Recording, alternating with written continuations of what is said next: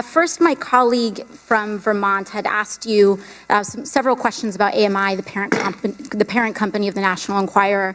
And in that, you mentioned a treasure trove, a quote, treasure trove of documents in David Pecker's office relating to information assembled from all these catch and kill operations against people who potentially had damaging information on the president. You also mentioned that the president was very concerned about the whereabouts of these documents and who possessed them.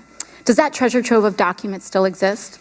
I don't know. I had asked David Pecker for them. So you would say the person who knows the whereabouts of these documents would be David Pecker? David Pecker, Barry Levine, or Dylan Howard. Okay, thank you. Secondly, I want to ask a little bit about your conversation with my colleague from Missouri about asset inflation. To your knowledge, did the president ever provide inflated assets to an insurance company? Yes. Who else knows that the president did this? Alan Weisselberg, Ron Lieberman, and Matthew Calamari. And where would the committee find more information on this? Do you think we need to review his financial statements and his tax returns in order to compare them? Yes, and you'd find it at the Trump org. Thank you very much. The last thing here, the Trump Golf Organization currently has a golf course in my home borough of the Bronx, Trump Links. I drive past it every day, going between the Bronx and Queens.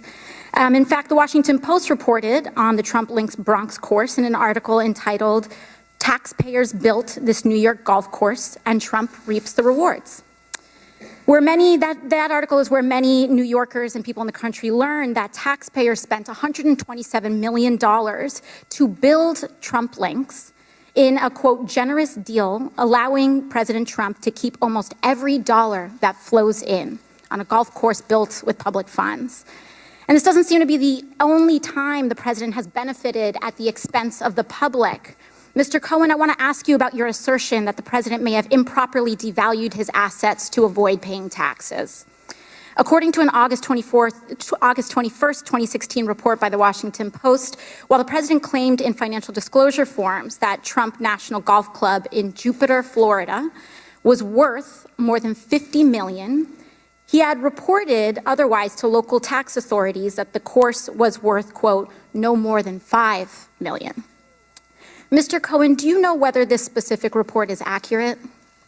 It's identical to what he did at Trump National Golf Club at Briarcliff Manor. Do you know, to your knowledge, was the president interested in reducing his local real estate bills, tax bills? Yes. And how did he do that? What you do is you deflate the value of the asset, and then you put in a request to the tax department for a deduction. Thank you. Now, in October 2018, the New York Times revealed that, quote, President Trump participated in dubious tax schemes during the 1990s, including instances of outright fraud that greatly increased the fortune he received from his parents. It further stated from Mr. Trump, quote, he also helped formulate a strategy to undervalue his parents' real estate holdings by hundreds of millions of dollars on tax returns, sharply reducing his tax bill when those properties were transferred to him and his siblings. Mr. Cohen, do you know whether that specific report is accurate? I don't. I wasn't there in 1990s. Who would know the answer to those questions? Alan Weisselberg. And would it help for the committee to obtain federal and state tax returns from the president and his company to address that discrepancy? I believe so. Thank you very much. I yield the rest of my time to the chair.